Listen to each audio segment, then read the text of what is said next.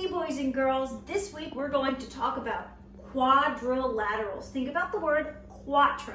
You know what that means. We know that it translated into English, it means four. So think about quad, Q-U-A-D, it's the same thing, four. We're going to talk about four-sided shapes. Let's think about the four-sided shapes you know. Square, rectangle, trapezoid, rhombus, and a kite or a diamond shape. Now, let's talk about those. Eli, come on over here. Let's look at this baking pan. This is a square.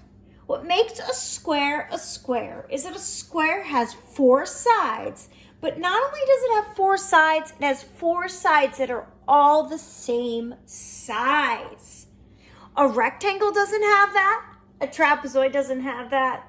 A rhombus, we'll get into that. And a kite or a diamond, they don't have that. But a square does. So let's look back at this baking pan. Right now, by the way, I'm making pretzels, and this is a baking soda wash. But that's another story. A square has two pairs of parallel sides or lines. That's an attribute. An attribute basically means a characteristic or just basically a description of what the shape has. And you'll hear that word attribute in the videos you watch this week. A square also has four right angles. A better idea is if you look at this cabinet here, it makes these perfect L shapes. Those are right angles. Right angles are 90 degrees.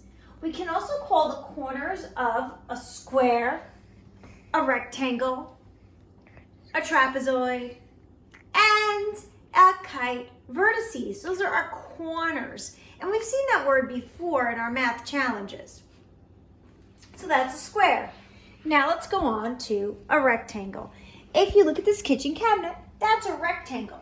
But the thing that makes a rectangle is that it has two sides that are the same and then another pair of two sides that are different.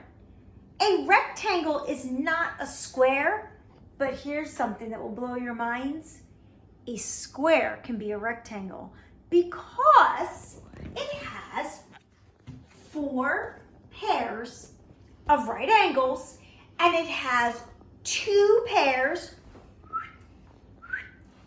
of parallel lines. So that is how those two are related.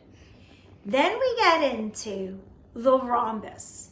When I think about a rhombus, and I don't have any rhombuses laying around right now, but think about having a square and you kind of knocked it over. You pushed it over a little bit. That's a rhombus. A rhombus does have four sides that are the same size, but a rhombus does not have any right angles. A rhombus does have two pairs of parallel lines. Then we have a trapezoid. Now, you'll see trapezoids this week. Do we have any trapezoids lying around, Eli? Actually, we have like something that's, these kind of look like trapezoids. Yeah, but those are rectangles. Wait a minute, Eli. What? Look at the bottom of this pan. I was gonna say that. See how that goes like this? It goes in, and these two sides go out like this, and this one there. Yeah. That's a trapezoid shape. It's just a little bit stretched out. A trapezoid only has one pair of parallel sides.